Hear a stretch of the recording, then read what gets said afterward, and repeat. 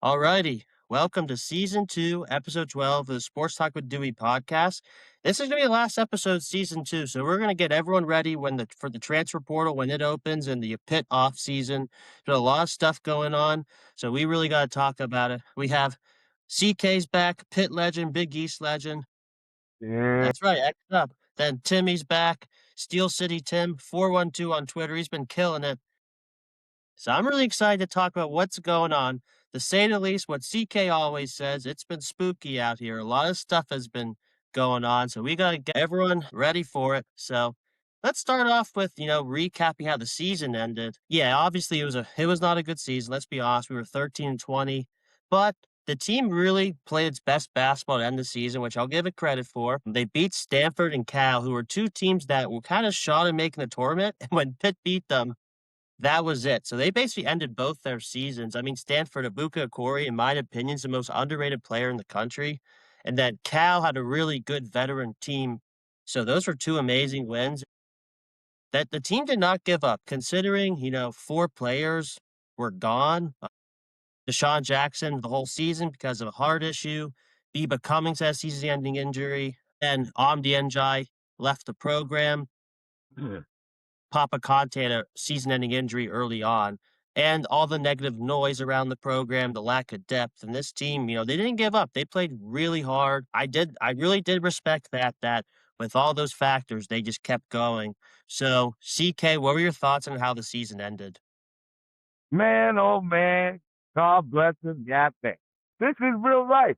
We are here, man, representing this university, man. First of all, God bless you and your families, man. Welcome both of you, big brothers, all love. The way our season ended, man, was very frustrating.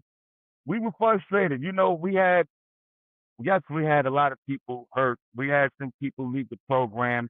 We had a lot of different things that, were people would say would hurt a team spirit. You know what I mean? A lot of things happening. But when you on the court playing this game that you love, this game of basketball, you want to go out there and compete at your maximum ability. And you want to have a coach that, believes in you and he's going to bring out the best in you. You know what I mean? Sometimes you might not know what's going to happen this game until you go out there and just play the game. You might hit some good open shots. But it seems like a lot of these players, like I said, they haven't developed into the better players, skill wise, or thinking the game different. A lot of these players this game, the good old ethic words, forget it. You know what I mean? They just said, forget it. I'm just going to play my way. I'm going to play the way my family and my coaches and my other people taught me how to play. And that's what you need. You need the confidence in yourself. You can't be looking around at these coaches sometime these days and be thinking you're going to get some positive reinforcement or some positive encouragement.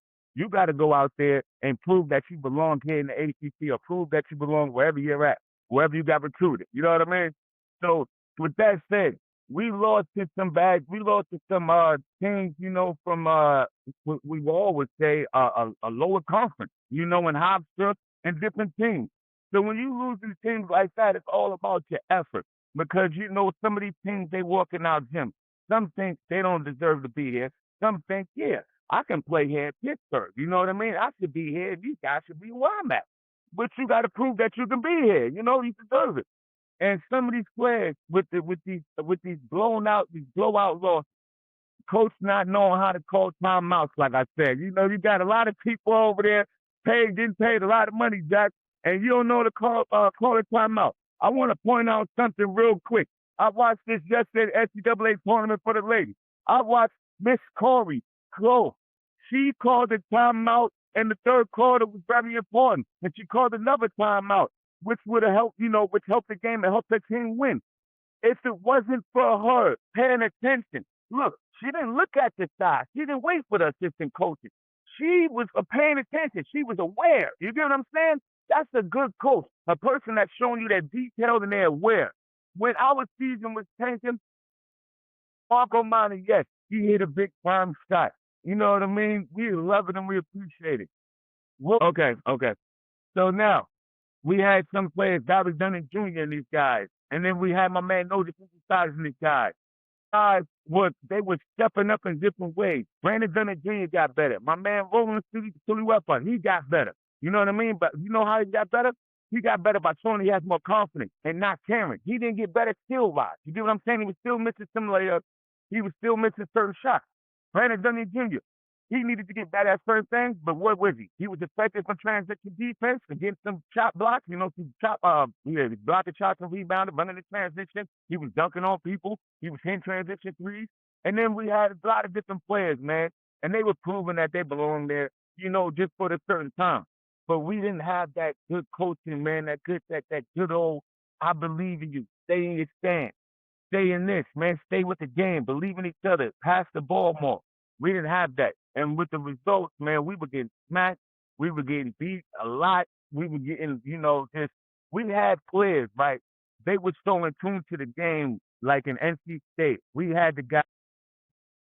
He went and looked for me. Copeland. He went and made a layup and one layup and went and looked for me because I'm cheering for my team so much. He tried to look for X. I'm an X fan. I'm a player, but he went and looked for X fan. That's how much he said, yo, forget Pitt. I'm cooking y'all. I don't have no respect for y'all. Where's he at? He's making it more fun for us. The guy Williams, where's he at? You know what I mean? He came and gave me some shots. He showed me love. Our Pitt team don't even care for me. That's cool stuff. That means I'm a good part of this game. These people, these coaches are telling them who I am. You know what I mean? A Hall of Fame Pitt player, the legend, the BX legend, all love. But our team is sitting there like they don't know what's going on. And it's very frustrating watching the team get beat and spanked every time, and you're in there and you're trying to help our team, just fight back, man. And I think they fought back certain games. I'm not going to take that away from them. I think they did fight back some games, but I think some games they just quit too easy and they sucked it in and they rolled it up. Gotcha, CK. All right, Timmy, how did you feel like how the season ended? Boy, how do I follow that one up? My goodness. I was pleased with the fight down the stretch, obviously. I appreciated the way that they beat Stanford in the tournament. I like the fight against NC State, like the Syracuse, Cal, Stanford in the regular season. But in year 8, I don't care if there's NBA players. I don't care if me and you are out there, Duey, playing for him. You cannot be in this position. Year 8. I don't care who's injured. I don't care who's here. I don't care who's doing things they shouldn't be doing before practice begins. Like, there should be no reason why you lose 20 plus games in year 8. But here we are. The season was over in September when Deshaun Jackson was injured. We didn't know it then. I came on here and said Pitt was going to win 21 games, beat Clemson, beat North Carolina. Not one of my better moments, but it was absolute disgrace. BVU got absolutely annihilated. Didn't look like they belonged. They beat some mid-majors before the WVU game. It gave me a little bit of hope. They beat Providence, gave me some real hope. And then WVU, and then UCF. I'm like, okay, this team's taking some time to figure things out. Then they lose to Quinnipiac, and I'm like, yep, it's over. I mean, absolute disgrace, complete malpractice. And like CK said, some games they fought, some games they absolutely quit. The Louisville game, that game was over after the first bucket. We knew that game was over right away. It was Again, it should not be happening in year 8. I don't care who's out there. I don't care who's there. I don't care who's not. I don't care about who the assistant coaches are. This is year 8. Have to win. He's responsible for this team. He's responsible for the in-game adjustments. It was an absolute disgrace, and let's run it back. Yeah, I was at that Louisville game. Oh my God, we were down 13-0 like the first minute. It kind of reminded me of the Stallings days. I never want to go back to those days. Kevin Stallings made me cry as a middle schooler. So, um, yeah, I want nothing to do with feeling like that again. So, yeah, yeah, everything I was hearing, it seemed like Capel's getting fired. Like everyone from Chris Peak to Trilly Donovan to Paul Zeiss to Jeff Borzello and ESPN. It seemed like Capel's getting fired. And I had this weird feeling that I did see a tweet. It was like, it seems like the donors, everyone there, they have the money to do whatever they want. It's up to Alan Green now. And when I heard that, I was like, you know what? There's a chance Capel's going to stay. I think it was like the afternoon, and John Rothstein tweeted out like Jeff Capel is coming back or whatever he said, and I was like, okay, all right, CK, I kind of know what you're gonna say, but Capel is staying for his 9th year. Is this the right or the wrong move? I think it's the wrong move. It's a very, very bad move. The definition is crazy, man. It's doing the same thing, expecting different results. We have been doing the same thing for 8 years. Are you crazy? That's like getting cheated on for 8 years and you still be good with the movie. That's crazy. You gotta get out of it. You gotta get away from the lady. She doesn't respect you. She doesn't love you. She doesn't care about you. Gotta get away. Same thing with the cable coach. He doesn't love us. He doesn't respect us. He doesn't respect the name. He doesn't respect the people. He doesn't respect the history here. He doesn't respect the legend. You know what I mean? And they showed how they was treating me. Just trying to, kick me out the game, trying not to get me in the game. You see what's going on here. It's spooky here, Pitt. It's spooky. It's woo. So look, let's get back to linebacker. Coach Capel has been here, man. 8 years going on his 9th year, man. That's crazy to say. 9 years. Somebody gave somebody a chance. They gave you 8 chances, champ. That's 8 years. So this is in 2018, 2019. The man was 14 and 19 with Xavier Johnson and the fellas. 3 and 16 in the SEC. You know what I mean? 3 and 16. That was focus business over there with NBA players. He had good talent. Man, 2019, 2020, he was 16 and 17, right? Everybody was capable. This is 14. It got spooky again. I'm just saying how stuff happens. He's like a repeat offender. You know what I mean? 2021, 10 and 12. Next year, 11 and 21. 2024. Yo, look, we can go 6 and 10 ACC, 6 and 14 ACC, 14, 16. Ball. And they have a few coaches. You're going to bring all guys in here. They're going to change the program. Everybody swears they the man. Everybody is selfish. And they're going to go ahead and say they believe in it, right? But your coaches are not setting you up and putting you in the best situation to be successful. You get what I'm saying? You're running the same plays you've been saying the week. There's no difference in changes in the plays. You can't believe in any type of progress. If these kids don't learn how to come off of stagger screens or come off of flare screens or come off of Iverson cut or come off a down screen properly or set these proper screens or make a post entry pass, that you should be able to make a post entry pass. So if they had Deshaun Jackson and these guys down there, he wouldn't be able to get the ball because they can't make a post entry pass. So it looks like they're not working on certain safety practice. I'm saying they didn't have these guys coming in. Top 10 recruits. They Foster. 6'8" forward, man, 210 pounds. Anthony Felici. You have him coming in. He's a golf for Utah Prep. I seen the play, the athletic stud, right? He's going to be amazing. And then you have the other guy, Jamal Jones. This guy, man, bucket, 6'3" guard, defender. You're going to bring all of these guys here. And you know what? Makari Moore, the guy that they want more of, the guy that they left on the bench for 10,000 years. We want more. Stephen Moore, Makari Moore. Kenneth. The boy's been more on the damn bench the most of the season than he's been out in his whole life. His mama and everybody's calling up, talking about, why is my son on the bench? What are you doing? They talking to everybody in the neighborhood. What are you doing? Why is he? They seen him play. He was a beast. The guy was a stud. And now he comes here looking like top soup. He's looking crazy. He's sitting on the bench. It's despicable. You could have redshirted that kid and just, stayed the year. But no, you knew you was going to need him. You didn't prove that you needed him. You didn't prove that you cared about him. And what about the big guy, my man? St. Thomas More, Mullen. We got my man Mullen over there. 7-footer, man. You got him over there. The muscle. He didn't get a muscle. You get what I'm saying? He hasn't improved. But then you leave him on the bench. He sat him there. They sitting there with their warm-up the whole game, looking at everybody play. Looking like this, looking crazy. Everybody going up and down. Looks like they watching something else. It's like, yo, you can't keep lying to people and saying you care, you believe, and these kids are showing up to practice every day. These young fellas are working hard, playing with each other, taking the bull crap that you're giving them verbally and mentally. They got to go home to that. They got to go to class with it. And then guess what? They got to take. So not only you going to be blaming them, you're going to be blaming the parents, you're going to be blaming everybody else, but instead of blaming yourself for being a shaky coach, instead of blaming yourself for having a shaky staff, that isn't be able to. They not able to relay the message properly to the player. You could be screaming. You see Tim O'Clooney screaming, he's looking like the Red Roof. Look, that's not working, brother. They not believing your scream. All of the rest of these people, So you got all these newcomers coming in. I mean, and Chase Foster's on.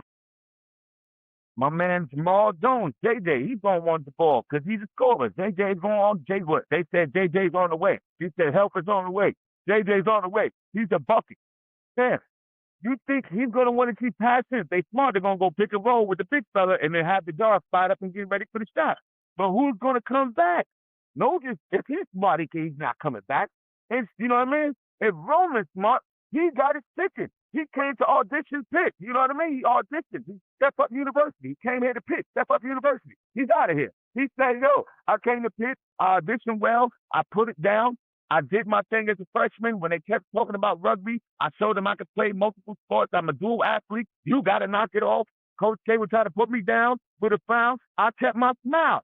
I fought through, and he pushed through. He showed everybody that he can play in the ACC as a rugby player. You got to say, right?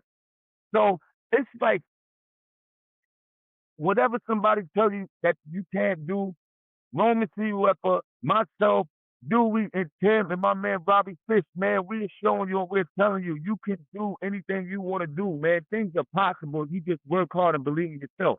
Because it's sad when you don't have a coach that really believes in you, and you got to get that self-confidence. You got to build yourself up, and you got to believe in your family, and then believe in these fans in here and connect with the fans and this new crew. Boy, things are going to be good for you. It's always love. Everybody will left be the best. Man, we represent ACP and Pitt. All right, CK, I have a quick question for you. So you obviously played for one of the best coaches in Big East history, in Jamie Dixon. This might be a stupid question. I just want to see what you're going to say. What are the big differences between a guy like Jamie Dixon, a fantastic coach, versus a guy like Jeff Capel, who's had a lot of struggles in his coaching career? Now, I'm going to be honest with you. I'm not going to say anything negative about Coach Dixon, but I will bring this up. Coach Dixon has had the honor and blessing learning from another great coach who's learned from great coaches, and Coach Holland. Coach Ben Howland installed a lot in us about the X's and O's, about being detailed, about working hard, about being tedious, you know what I mean, about communication and doing things right. And then watching the film and really paying attention when we're in film, the detail. You know, we didn't play games when we're in film. You know, some of us fell asleep a little bit. You know, we get used to it. We get acclimated to this crazy because you're so focused and we use so much energy for 3.5 hours. We're banging and hitting each other for a long period of time. So it takes a lot of energy and concentration, you know what I mean? And you have to be smart. So when we're telling you to guard between the trailer downstream on the outside, you have to be on the outside tail and follow. You have to be aware of this, you know what I mean? Cognizant of what we're talking about. If you know this player likes to come off the icon because the flare spins, like I said, you know, in some of these shooters, you got to be trailing. I mean, you got to be able to get over the screen, and you got so, with you're like with Howland. I remember him telling me, "Don't worry about it. Just call your own play." Because I knew the plays. He had the confidence in me. So it was like the NBA. He was, teaching us how to be NBA players. So with these kids, you can't tell them that. You know what I mean? Because some of them they don't remember the play at the point from the point guard position. So we were very focused and we were very detailed. So we're having those coaches like Ben Howland and Jamie Dixon. When Jamie Dixon learned from Ben Howland, Jamie Dixon just took what he brought, And shout out to Coach Tom Izzo from Michigan State because we used to run the same defense and some of the same offensive plays as Coach Tom Izzo back then. So, Ben Howland was learning from Tom Izzo and so it trickled down. So with that said, that's like an abundance of knowledge right there that we're learning from. You know what I mean? And we had Tim Jurgovich and those guys come in to talk to us, George Carl. Those are the type of people that would come in and talk to us, to get us hyped. So it's like light years away. The difference between anything they're saying and between what Coach Capel was saying. But I will tell you that the similarity is they both want they all want to win. I can't say they lose. And they they all, when they get nervous and they shaky and they start lying, they all look away from the camera and start cracking their face. But I hear this, all of those coaches with Ben Howland and Jamie Dixon, those coaches, they believe in making us better. They believe in making themselves better, and they believe in getting information from us and input, insight from us to how to make the team better. They came to us as players and talked to us and asked us questions. See, they were trying to be better player coaches because we went and talked to them as players. So we had to step up and let them know what we do and don't like, how we are willing to be, talked to and treated. And that made our communication, that made our Pitt family better. That's how we came up, we believe, and we all we got because he became a. So with that said, Coach Capel doesn't have that. He doesn't have that type of persona. He doesn't have that type of detailed structure in his coaching style. He doesn't have that. That type of energy that go through a wall for him. He doesn't show that he really cares about his players, even on and off the court, like in the that they feel they get so smart. They're passing on the information to another player right over here, and they're getting it. And they're getting it during the game, and you can see it in the flow. So everything is totally different between those guys. And Coach K still has a lot to learn.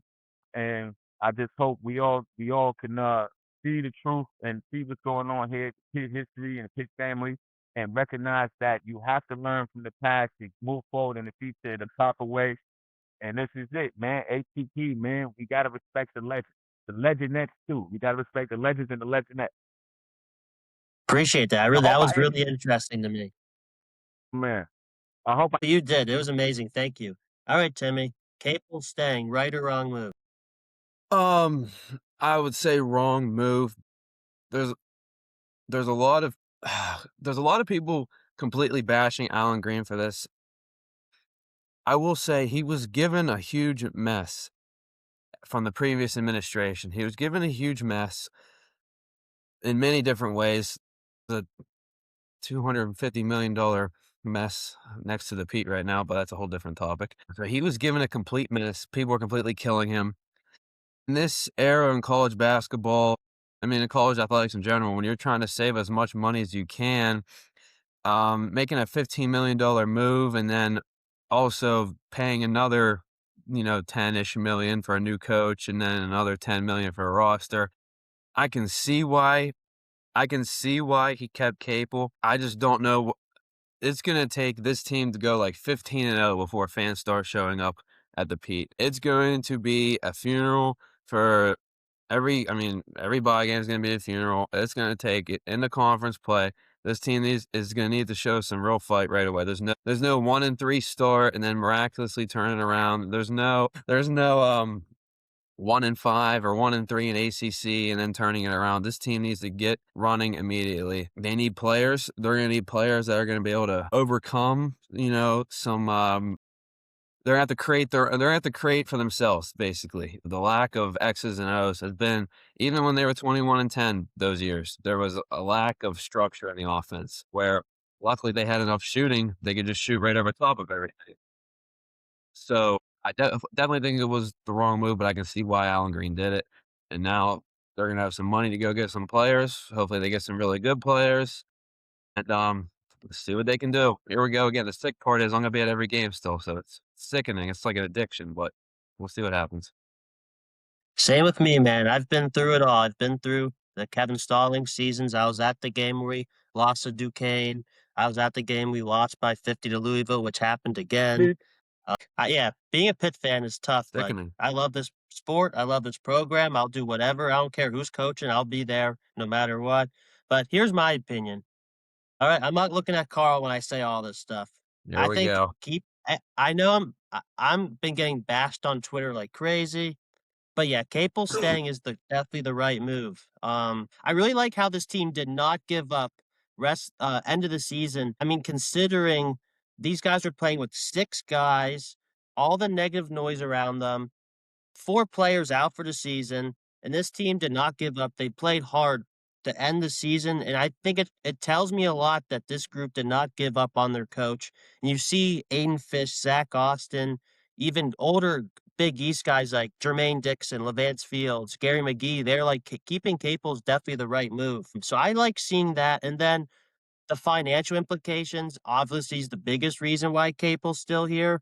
I think if this happened 10 years ago, Capel's definitely fired because we weren't paying players back then.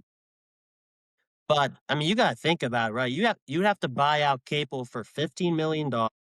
then hire a new coach for like 5 years, $20 million.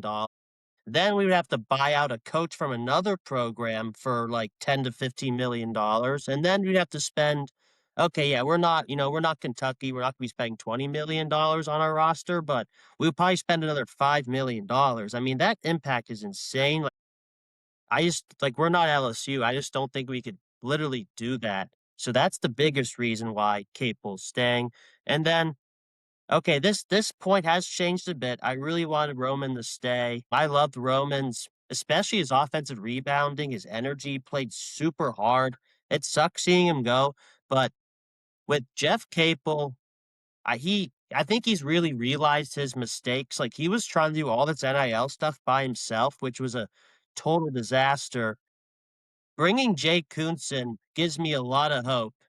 Um, I think Capel, his recruiting has not been criticized as much as his coaching. He's never really brought in a deep roster at all. I think Jay Kuntz, what we'll see is he's really going to hopefully bring in talent. And we've seen Capel when he has a decent amount of talent. He's won us 20 games. He's won us 2 March Madness games.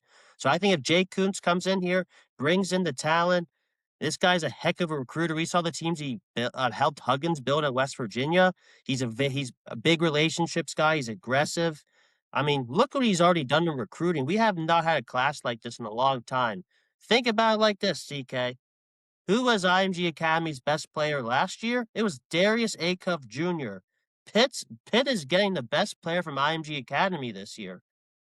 Then, who was Utah Prep's best player last year? It was AJ DeBansa. We're getting Utah Prep's best player this year. I know they're not the same caliber of player, but Chase Foster and Anthony Felici, they're big-time players, man. And we saw the impact freshmen had on college basketball last year. So if Jake Kuntz could do the same stuff in the transfer portal, why not Pitt? Why not Jeff Capel? Come on. One more year. One more year is not going to kill all of us. People are acting like we're dead. It's only gonna be 1 year. If he fails again, he's just gonna get fired. I have hope for this season with Jay Kuntz coming in, taking pressure off Capel, just focusing. His in-game coaching is gonna have to get better. The timeouts, I'm gonna get into the offense. That has to get better. But we've seen Capel pretty good with player development overall with JB and Blake Hinson, Zach Austin, Bub Carrington, Jalen Lowe, all those guys. He's done a good job with that. But I think just get him some talent. He could focus on the coaching, and I have hope for next season, but they really got to get going in the transfer portal, which we'll talk about. So, yeah. All right, so let's Hold on Carl, a second, brother. what's your Yeah, reaction to everything I've yeah, we said? got to turn that up, man. Oh Lord, there's no reason for them to have to spend $20 million to do anything. I don't know where you got that from. And then with those guys paying Cable, the only reason he's not leaving because they don't want to pay him. And my man Risky, I call him Risky now. You know, Alan Gray, he's Risky. You know, from Everybody Hates Chris. Everybody in the world gonna take a look. He looks like Risky from Everybody Hates Chris, and he's making risky moves out here, but keeping his guy. I know all of the IMG and all of that stuff sounds good. Ooh, that's cool. Coach Cable did not develop Jalen Lowe. He's still been playing the same way and playing the same way he is. He's playing naked puppy, Mike. Hurt. Knock it off. He didn't develop none of those guys. And then that 2018 season I was just talking about, he had over 5 different NBA caliber players in R.D. Tony and Trey McGowan and Xavier Johnson, and we had a couple over them when they were beating Duke over there, when they were standing on the fence and everything, when they was all. I'm just saying, he had some players, and he had some good players. He just didn't know what to do with them. You know what I mean? So I'm here to say, brother, if you get 8 chances, it feels like you're damn near dying, okay? It feels like you're damn near having a cardiac arrest to watch the team. 8 years, 8 seasons, night in, night out. When you're going in there and you're watching them quit and you're watching the coach quit and then you watch the coach sit there like this and they losing and you watching them do this here and then you watching them get technical fouls at the wrong time and then you watching them chase the kid and get forward the stage, running down the kid, watching boy, he want to beat the kid up and he can't do it. If he'd have fought the kid, they would have had more grounds to fire him. I'm just saying, 1 + 1 is 2, never 2 1/2, we did the math. We're going to have another nice recruiting class. We're going to have one basketball, like I said, and they're going to have to make some decisions because all of those are coming to play for who? They're not going to play for the coach A.J. Tabonta is going to play for, or A Cup is going to play for. They're not going to that university with them players over there playing like that with that ticket. You know what I'm just saying? And then to my man, Kuntz. I like Kuntz. Me and Kuntz talk. There's always love. I can't tell you what he told me. We going to keep that HQC profession now. But I'm going to just tell you this. Yeah, they need some more money for recruiting. For recruiting players, right? Who? Thank you. And what players are going to be running? The damn hand dog. That. All right. So let's see you, man, and the rest of them with the hand dog. How special is it going to be with the hand dog? You know what I mean? I think. Man, if you can't remember call timeout, I just want to see what my man Chase Foster said. I want to see what the Foster family said. You know what I'm saying? I want to see what the Jones family said. I want to see what Fleecey family said. Because they coming in their head thinking what? They all going to be the person came sit around, right? That all of these other players, they better than all the other players that came here before them that couldn't do it. All right? So this is the mindset. So think about who they're going to put around them. You said they got to go in the transfer portal. Well, everybody in the transfer portal has been watching. So let's add on another one. Why not 9? Oh, you know what I mean? 9 is the time, right? 9 is the time. We're going church. 9 is the time. Tell them to be honest. If 9 is the time, do you go for 10? If they make it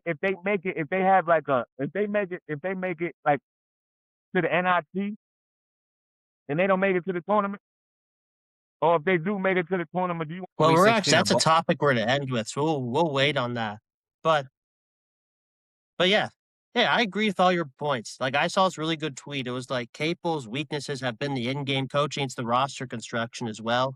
But in my opinion, Capel's done a pretty decent job with individual player development. He really has. Jamarius Burton was never the scorer he was until he got here. Blake Hinson wasn't a shooter at all until he got to Pitt. Bub Carrick was ranked like 150th, and he came in was a lottery pick.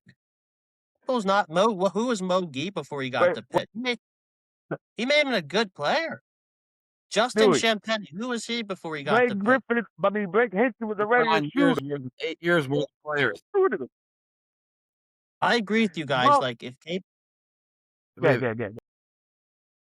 Go ahead, Tim. No, I was just gonna say, like, those are like 5 players out of 8 years worth of players. Like, the list should be bigger than that, in my opinion. It's fair, but you know, and they all could play. Bob already came in as a star. Bob already was a star. He was already doing his thing. Blake Hinson was already a shooting stud. All these other people that you saying who was already balling, they just got a chance to be free here, and he gave them free reign and more confidence. So he didn't develop them again. They were playing the same way, doing the same moves, shooting the same shots, and then even what? Blake, his top selection got worse. Think about it. We are paying attention here. 1 + 1 is 2, never 2.5. I'm telling you this. We doing the bad. We're gonna have people coming at show next because this man hasn't developed not one player. Been watching. I've been doing videos on everybody that you name. They already played. They was already bowling. They was already stars where it came from. You could do the history. It's there. It's proof is in the pudding.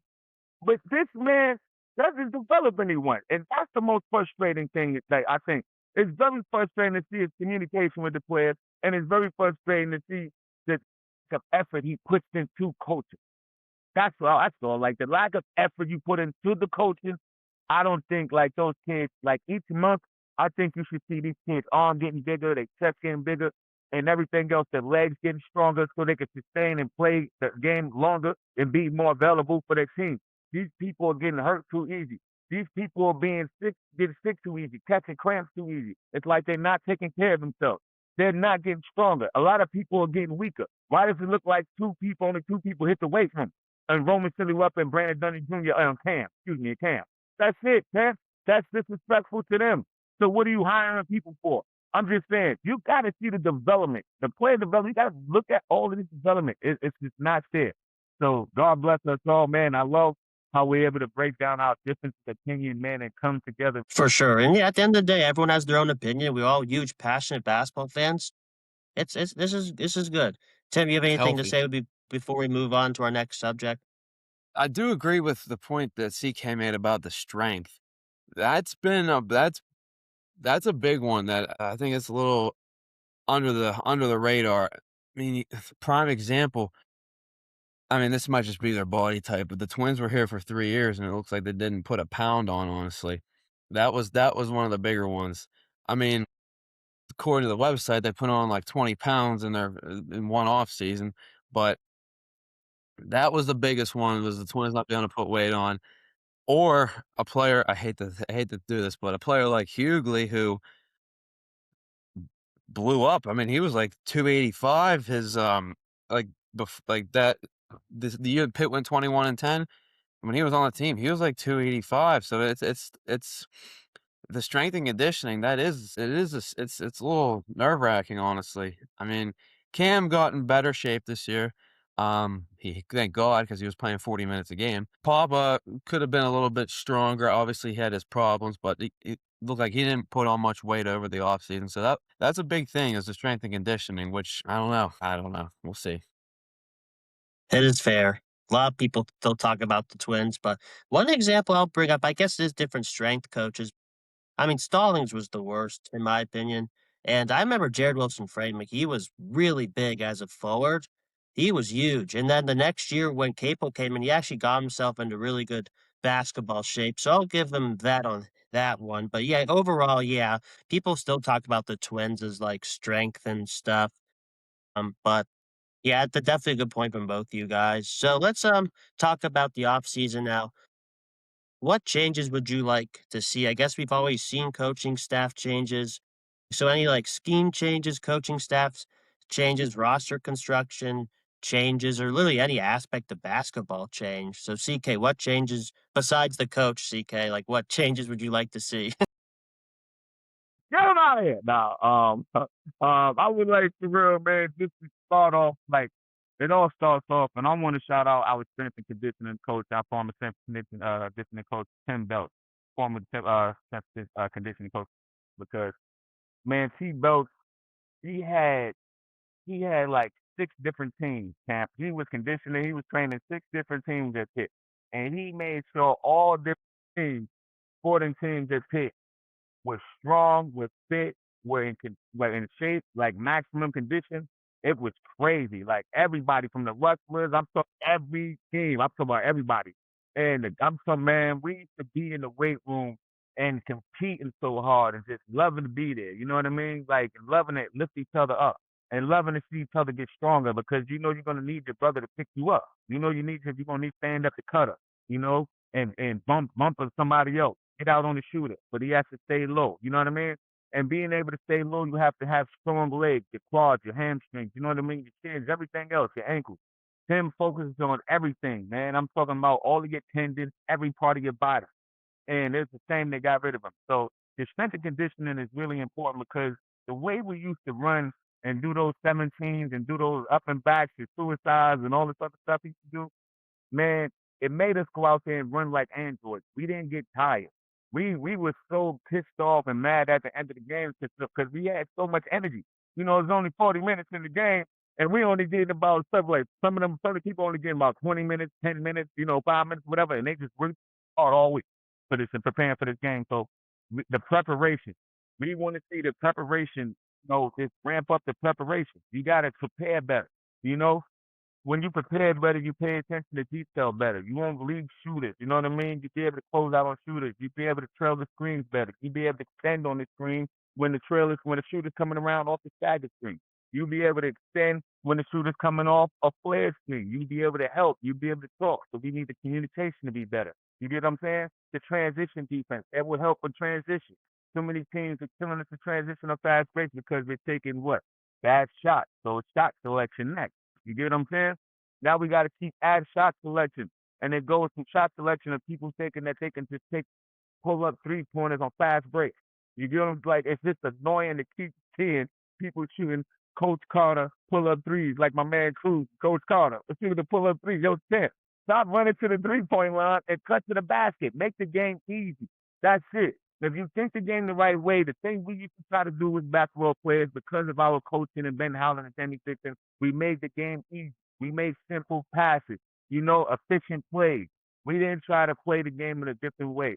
I was the most flashy player that played here at Pitt. You know what I'm saying? With between the leg passes and all that other stuff. The rest of those guys, no, they're not trying to do that. They were structured. The next one was the Van Fields when he comes with one of my passes, something like this. Everybody else is structured. We play the game the right way. We pay attention to X's and O's. We're not trying to play. We're a blue collar team and a blue collar, and we wanted to win. So with thinking the game, we wanted to communicate with each other. So we used to be around each other all the time, going to play pickup, picking up each other, from each other's houses, going to, just connecting with each other. So we want to see more camaraderie, more brotherhood, because it shows on the court when you don't have that type of brotherhood, the miscommunication shows all the time. And there was too many miscommunications, man, on court when we were playing this season. And there was like too many people arguing with each other. We haven't seen that for like a few years. The bad communication with the arguing on the court, people making faces. You know what I mean? And that's frustrating. So the other thing with the coaches, yes, I want to see some of the people with coaching changes, like we just had my brother Mama Ramon get hired. And I wanted to make another point when you were talking about the rest of these guys, like Vance and the rest of these guys, talking about it as a good hire back for Capel. You know why they say it's a good hire back? Because they want a coaching job. You know what I mean? That's why people are saying they want it. They want a coaching job like they just see Ronald get, like they just see JB get. You know what I mean? This is what they're looking for. Everybody's looking for opportunities, so they're not trying to say anything else because they want the opportunity. Let's get back to linebackers. Thing is, with the coaching, we want to see the coaching improve. If you don't care, like I'm gonna keep harping on this timeout because you have to care and pay attention to detail. There was a yesterday guy. He's to Texas women's basketball. You know how they have the coaching challenges and everything. He's won 3 different coaching challenges in a row. You know what I mean? So what do you think they're going to do? They're going to hire this guy again and give him more money because he's done a great job paying attention to detail. He was focused on the court. You get what I'm saying? He was aware of the situation, the time and class. These people on our coaching staff, they showed times they wasn't aware. And it looks like, hello? It looks like these people weren't allowed. It looks like they're not allowed to say anything. You know what I mean? It looks like they're not allowed to speak their mind, and it looks like they're not comfortable. It looks like Coach Capel will shut them down. You know what I mean? And shut down anything they have to say. And as an assistant coach, you don't want to feel like that. You want to feel like you be able to speak your mind to your coach because that coach, you should develop a friendship or some type of relationship where that coach should be able to listen to you. So I just think it's pretty tough. The last thing with the changes, man, I would like to see the Pitt basketball team focus more on basketball and caring about the people and the fans and the community and the Pitt community around and the people that's actually coming and putting butts in the seats and the Stu crew who's actually using the energy to help the football team play harder. And they're coming there, they don't even give these kids water, these young fellas, they don't give them water. I was gonna bring water and see if that was okay. And I just think it's hard for those young fellas and student faculty to come there and they're not blessed. They come there representing the university and they're not blessed with some water, something to help them, rejuvenate and hydrate so they help the team in a positive way. And just be more humble and grateful to your fans and to the people that's out here supporting you. Even though not like the coaching change or whatever, or the recent, the coach that's here right now, we still here to support Pitt. We still here to support the young fellas playing on the university at the university. Those are still our young brothers and sisters. So we're all family here, man. We just want the best for our family and our house. And Pitt is our house. This is our family. We must protect this house, and that's all we want. We don't want to talk negative about people in a bad way. Don't misconstrue anything we're saying. We're positive people who care about our university, and we do not like what's going on in the current. All right, Timmy, what changes would you like to see going to next season? First of all, I'm surprised Capel didn't ask Carl to be on his staff with how best of friends they are. So that would have been exciting to see. But no, the one thing they have to do is they need to revamp the zoo. And obviously, it's easier said than done. The more people win, the more people show up. But I remember going into the 22-23 season, I mean, the team was horrible the year before, and the first game against UT Martin, the zoo was jammed. You guys did a great job of promoting it. So that's one thing they need to do. They need to reignite the zoo again. And there we go. There's the shirt right there. Need to reignite the zoo. Need another good president. Need Dewey's energy. So that's number one. Reignite the zoo. Terms of play on the court, I like to see them pick up the pace a little bit. Obviously, they couldn't do it much last year with the limited depth that they claim they have. They averaged like last in the ACC in terms of pace. So hopefully they can add some more depth this year, and so they can push the pace a little bit. I've always said this: when you're playing for Capel and you have to set up an offense, that's when you're screwed. So you just get out and run, get the ball, get out and run. I'm gonna need to get a nice sized big man for once, healthy one, no pre-existing conditions, no shade, but seriously, it's the truth. Like knock on wood. So need a big. That's number one. You look at the best teams in the country; they have big lineups now. So give me a big 4, give me a big 5. Felici at the 3. He has like a 7-foot wingspan, so that'll be great length. Give me a veteran point guard. A veteran point guard, a little bit more height, unselfish, pass first maybe, but can also knock down the 3 when needed. And then obviously you're gonna need shooting. This past year's team was, my goodness, I look better in my 3v3 games. So they need good shooting. And again, depth. Can't play 6 or you can't play 6. You can't give your 7th and 8th player 1 minute each and call it you're playing 8 guys. You need consistent depth. You need 2 bigs you can play with. Depth and somehow, some way, better in-game coaching. Need a better offense. Need something more sound and push the pace. Again, I'm rooting for this team. I'm rooting for Capel to do well because his success is our success.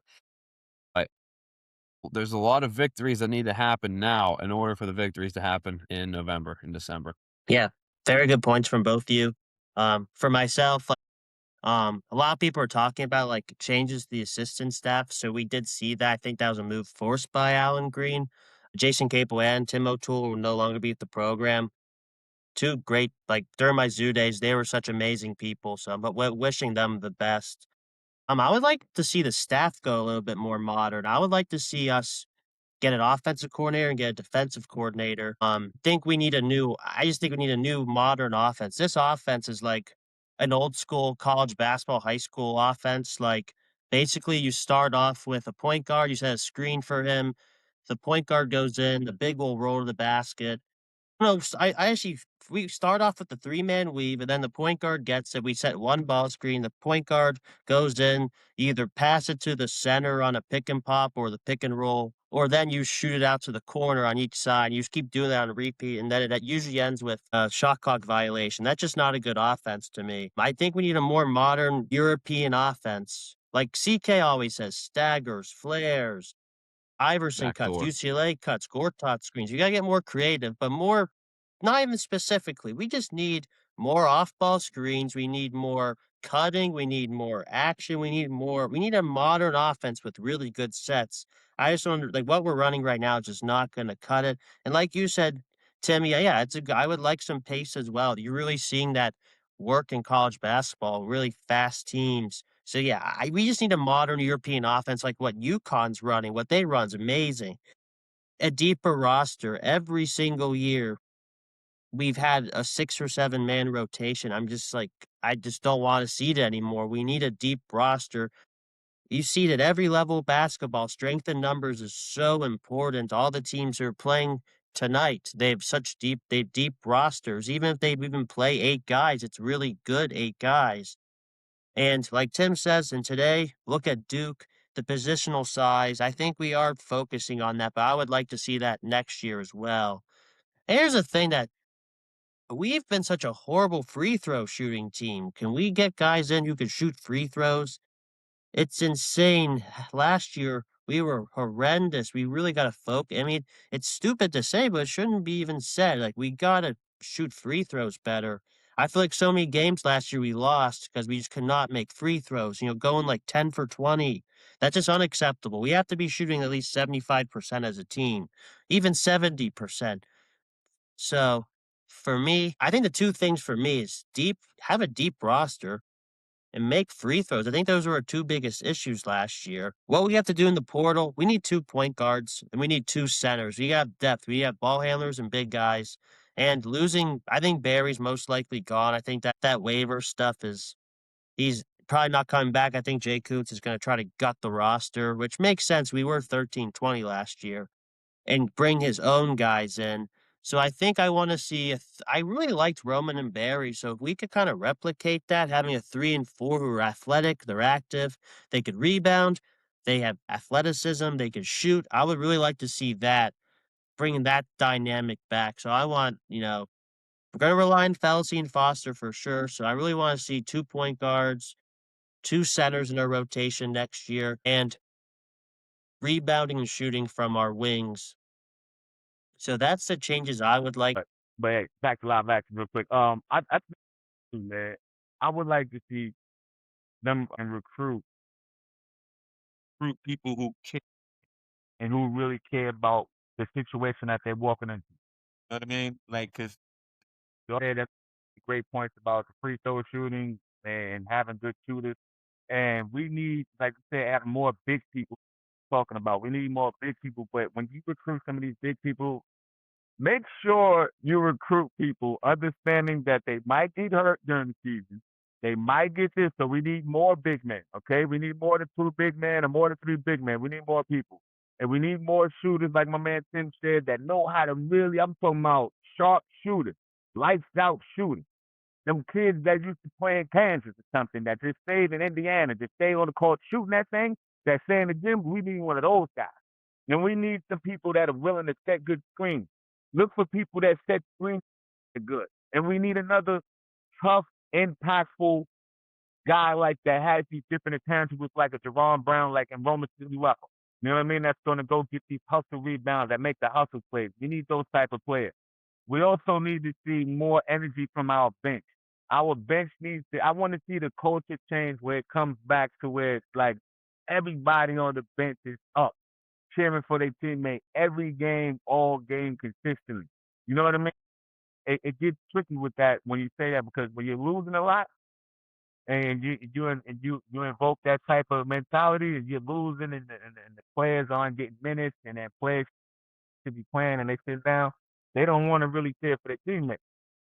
So you get some players in here that's really willing to, commit to your situation in our program. I think we'll have a better season. But everybody's putting a lot of pressure on Jake Kuntz, and I hope my man is understanding this because it's like you're at the Final Four right now, Camp. It's like you're in the Final Four. Your coach's job is looking shaky because everybody's putting on you to make this magic happen. You know what I mean?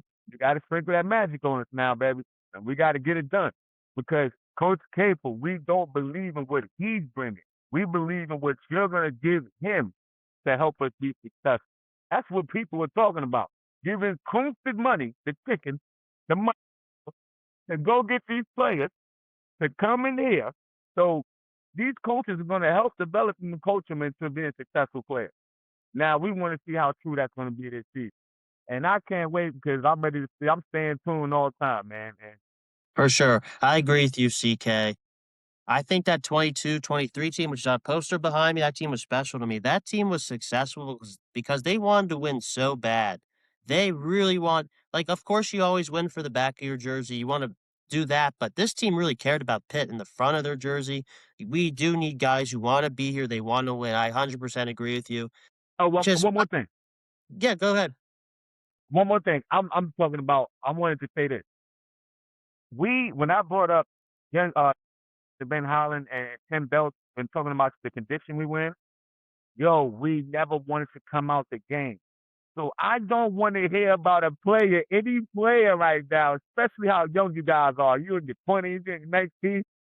You got to knock it off. You talking about, I'm tired. I'm playing 40 minutes. Yeah. You're supposed to want to play 40, 50 minutes, 45 minutes, 60 minutes. You in shape and condition to play all day. You should be able to run through a wall. Ain't no talking about, I want to come out. I never want to come out of the game. I used to get pissed off when you take me out of the game because I'm not tired, because I'm in condition like that. I'm getting in shape after practice. I'm coming to the gym and running. After practice, I'm coming in shooting. I'm doing all type of stuff. So there's no way in my career I was ever, I said, I'm just going to be out of shape. I'm just going to not care. And then I'm going to be sitting there telling the coach, oh, coach, I'm going to come into your office. Coach, I'm paying 35 minutes. This is too much. I can't take it, coach. It hurts me. It hurts my legs. It hurts my chin. I can't do it. Man, you don't get out of here. You are young. You're supposed to be strong. And then that comes with the weight training. You just fired the other dude with the long dreads. You got him. I mean, well, if you ain't fired, you got him out of here. He's a TCU now with Jamie Dixon. Now you brought in this other brother. You better have your man do his thing because these kids need to be in shape. I don't want to hear no more damn players complaining about being tired. And this, you supposed to want to play them. And it helps when they have No, you're good. 25. It helps when they have 25 media timeouts a game. They can get their rest that way. You man, thank you. I forgot my dad about always. them damn media timeouts. We used to be pissed off at media timeouts because I used to get subbed out before every media timeout. Jamie Dixon used to do that for me. He used to sub before just to sub me out the game, talking about I need a blow. Damn. Nobody needs a blow. Stop doing that. That's why. Yep. So this whole episode, we were complaining about that Pitt needs depth, and now we're saying, oh, we don't need depth. These guys can play. I don't get it, CK. Nice to have options. This is crazy. You gotta have some options. I don't understand whoever said that. You gotta have options. Having options in life itself is great. You know what I mean? You gotta have some options. You create options with winning. You know, that's what we did. We created options. We got some more Tracy McGrady sneakers now. We get more endorsements. We get more money. We win in rings. You know what I mean? I'm just saying, man, that happens when you win, baby. You get options. You know, when you take care of yourself, when you're looking good, you're more charismatic. You get more options. When you study hard, when you're learning, you get more options, you know, because now you're available and you're ready. You know what I mean? You know what you're saying. You have the knowledge. You're ready. So you telling me, oh, Lord, that these people come into the world thinking that having see, I think that comes from that mentality, man, that crazy mentality at Duke. When you think you got Duke players here, you only going to use 5 or 6 players and you're going to win. Man, all of our has been successful since I had 2022, since 2021 even. From 1 through 10 can ball. 1 through 10. Our trainers can ball. You know what I mean? Our managers can ball. That's how real it was. We wasn't just hoop ballers. We were strong. We know how to play. And we were smart with playing the game. Everybody on the bench, that's how we was able to beat Syracuse down in the carry zone by 30-something. You know what I mean? We had Mark McCloud and those guys coming off the bench ready, hitting threes. We had other people, Yuri Demetrius. We had all types of great players ready to play. Whoever came off the bench, they can play 30, 40 minutes. You know what I mean? You need people that's ready to impact the game in a positive way. You could not have people on the bench. You're talking about, oh, I'm going to play 6, 7 players. I'm going to be successful. It's been never heard of, Ken. Never heard of. I'm just saying, like a coach of history. Why, if it's been that good, why none of the Hall of Fame coaches ever done it? You get what I'm saying? It's none of that has been none of history. So you trying to make history and you trying to force us to believe we're playing with a shorter bench is going to make your team successful, and you're going to have a more impact in that great ACC conference. And you're just disrespecting the rest of the coaches in their scheme and everything they have going on. And the people that hired them, they had to be nincompoop because they wasn't thinking the thing right. You know, they paid these coaches. They can't think right. You don't sit there and tell me these individual teams, the UConn team that won a championship, like we talked about, hey, 1 through 10, they were balling. You know what I mean? They had people came off the bench, Denham Brown and those guys. I remember my man, Hilton Armstrong and those guys. They came off the bench. They made it to the NBA. They did things. You know what I mean? They did smart things. They made smart moves. When you make smart decisions because you have a smart coach, you have more success in your program. You get what I'm saying? And you can't have short-minded coaches thinking short-minded thoughts with a short. That's just never going to help us, man. We don't have to stay long on this one, baby, because this is simple metal and a half, baby. It's just look, we got to talk about this for a second. 1 second. So with the team that we had this year, he still was willing to go 1 and 6, like with just 1 through 6. And he wasn't going to play anyone else. Now we had a player leave, another player get hurt, and we had something else, and another player, God bless soul, be sick. and you still gonna tell me you had that much confidence in the players that needed help, and the players that are getting in foul trouble, and the players that are turning the ball, players that are having self-confidence issues, are 1 through 6 ready? That is crazy to me. That's just mentally different. You know what I mean? So a good coach would play 1 through 8, knowing that he needs all the help he can get. Knowing that if my big gets in foul trouble, we might have to go zone because we have to go smaller. You get what I'm saying? And we might have to go ahead and extend out a little bit on the zone and play a little matchup and get back zone. We might have to play a 1-2-2 or 1-3-1. We have to do something, adjust and adapt. And that's what our team wasn't doing. We wasn't adjusting and adapting. We didn't adjust and adapt with the strength. We didn't adjust and adapt mentally. We didn't adjust and adapt with the basketball and physical game. Both aspect, period.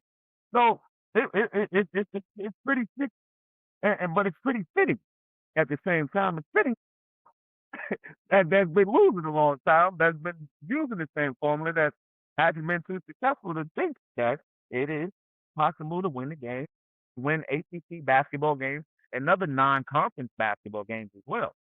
Other non-conference basketball games that have great teams that play and play hard and that's coached well too. So this thing is really disrespectful. I think the thought process is disrespectful. Disrespectful. I don't think I think it shows a lack of care and what you have on the bench. You know what I mean? I don't felt like you had the players that were necessarily able and ready to compete in the ACC conference and play on this type of level of basketball.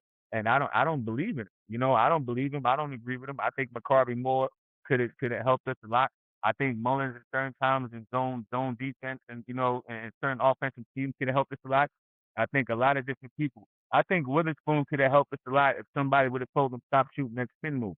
You know what I mean? And stop doing certain moves. And stop, hey, I'm just telling you, man, and shoot the ball faster. Nobody worked on his shooting speed. You know what I mean? That's a part of player development. You know what I mean? Nobody worked on was ball handling to be able to bring the ball up consistently without being ripped or turning the ball over.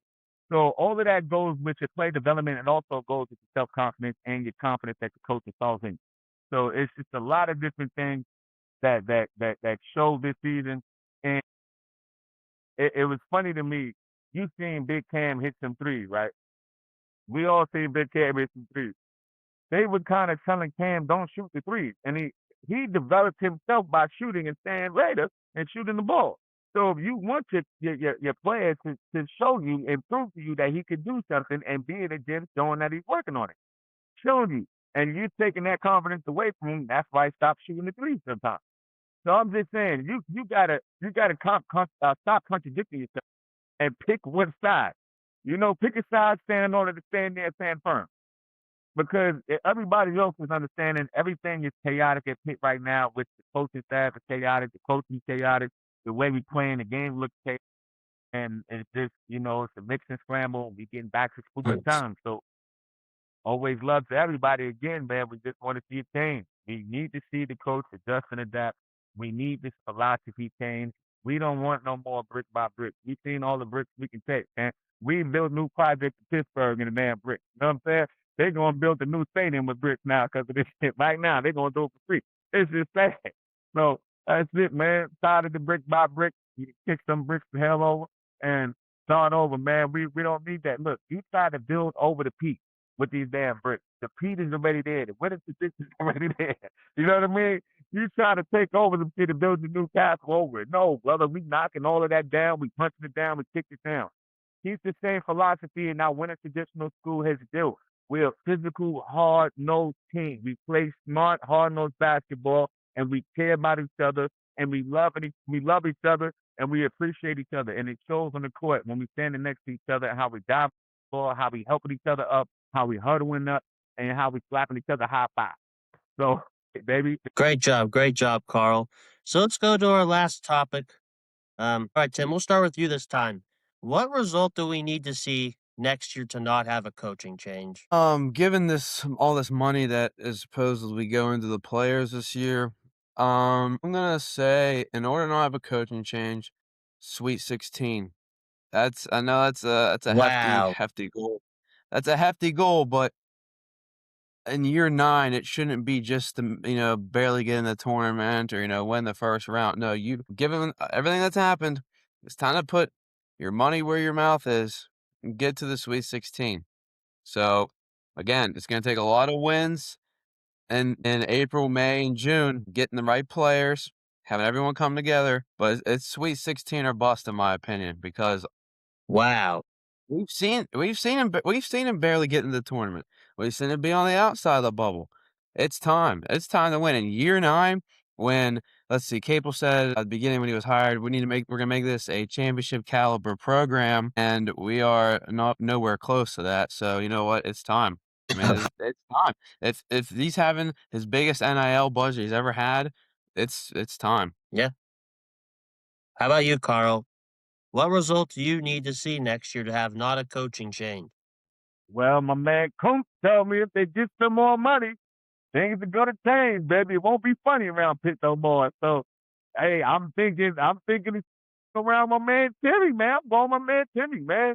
It's just real life because we already seen what this said. We seen him get to the tournament. We seen him creep in there with good players. We seen him be a creepy crawler. We seen you be on the outside. We seen you be very disrespectful and ungrateful when you get invited to the NIT tournament. You know what I mean? So you want to show you when you get to the NIT tournament, you should let those kids play in that tournament so they can spend more time around each other, so the brothers can have the last few games to play with the seniors. They can get better, and they're going to be running the same offense again. The other players coming, the other players that's there, the remaining players, and then they can be able to teach these new players that's coming in how to play better and how to work well through the offense.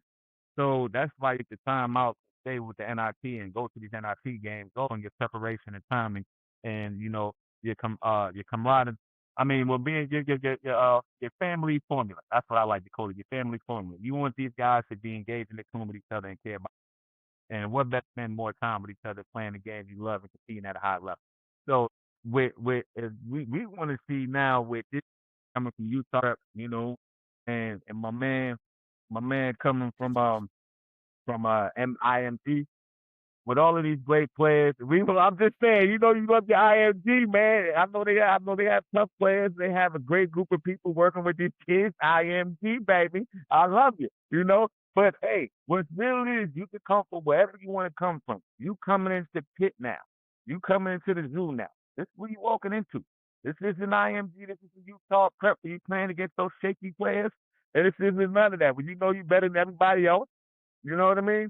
You coming into the zoo where we really, really hope that you're ready to come in here and perform and play well. We don't want to see any shenanigans. We don't want no Capel spell. We don't want any of that. We just want to see you perform and do well and win games. So I'm going to say this. If those kids come in here and perform well, if they don't, but look, I understand. We got the top 10 recruiting class, right? You shouldn't want anything else with top 10 recruiting class under the Sweet 16, like Tim said. You shouldn't want anything else. It's Sweet 16 above. Not above, but Sweet 16 and nothing. That's it. Because these kids are going to be here again next year, and it's going to be another person transferring again. You know what I mean? It's going to be another person transferring and everything else. We're going to have to get ready for another difficult season, or we're going to get ready for another uplifting, amazing season where we make it into the Sweet 16, and we're going to be looking. I'm going to say one more thing, Duey, if you don't mind. Go ahead. Let's say, okay, Pitt's going to make the tournament this year. They'll get out in the first round and be like, oh, this is a great stepping stone. The stepping stone should have been after year 5 when they made the tournament for the first time. That should have been the stepping stone. And last year should have been the year. This goes back to last year. That was the biggest failure. They had all the momentum coming into that season. They completely blew it. So now we're back to square one. Year 9 tournament appearance is not a stepping stone. That should be a guarantee at this point in the Capel era. So that's why, again, Sweet 16 or bust. There's no more, this was a building year. This is building this, building that. It should already be built. It should be a mansion by now. But they don't even have a house. Yes. Brick by brick. Exactly. They're building their houses with straw. Very fair, Timmy. Very fair. Exactly. There's bricks. There's bricks. Look at No, our shooting percentages the last 2 years. yeah, I'm known as like a Capel shill. I'm known as like a delusional positive person on Twitter. Um, I mean, if we don't make the tournament next year with 76 teams potentially in it, we gotta make the tournament next year. Like, if we don't make the tournament, then yes, we definitely need a coaching change. So yeah, I'm not gonna say Sweet 16 considering the year we had last year, but I'll just say we gotta make the tournament. It's clear that the tournament or bust season for Jeff Capel. Um, so I'm just gonna say make the tournament next year. We gotta see something. If not, yes, we probably need a change. All right, hope we got everyone ready for the offseason. It's about to be an absolute volcano on Tuesday, the day after the national championship, with maybe the last year of the transfer portal, because President Trump just did an executive order about limiting transfers. That should be interesting how this is all going to change. So it's going to be insane. So thank you two for coming on. It was great talking the Pit Hoops off season, and we'll Always see you in love. season 3, the next episode. And as always, hail to Pitt.